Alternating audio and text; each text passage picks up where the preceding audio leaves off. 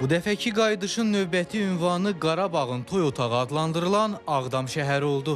Nəhayət 30 illik ayrılıqdan sonra 308 nəfərdən ibarət 83 ailə öz doğma yurduna yola salınır. Köçürük vətənimizə. Çoxdan da mən gözləyirdim. 70'i keçmişəm. Allah hamının canını sağ eləsin. Gedirik də vətənə. Çox böyük sevinç hissi ilə. Allah şəhidlərimizə rəhmət eləsin, qazilərimizə can sağlığı, prezidentimizi Allah qorusun. Ben oradan çıxanda gənc idim. İndi 60 yaşım var.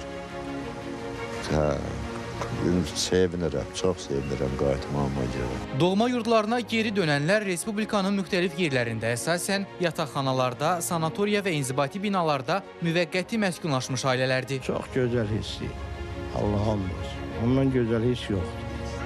Allah şəhidlərimizə rəhmət eləsin, qazilərimizə can sağlığı versin. Şəhidlərimizin ruhu şad olsun ki, yəni biz bu gün onlara borcu yox ki, biz bu gün öz torpağımıza sevinə-sevinə qayıdırıq.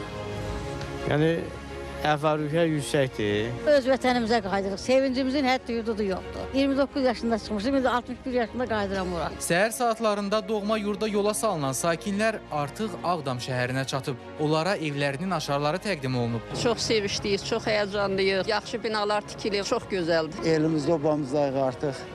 Allah şəhidlərimizə rəhmət eləsin. Məkanları cənnət olsun.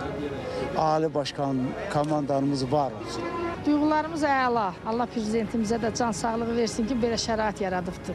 Bununla da Ağdam şəhərində məskunlaşanların sayı 405 nəfərə çatıb. Sənan Bəhrəmli, Amil Əliyev, ATV Xəbər, Ağdam.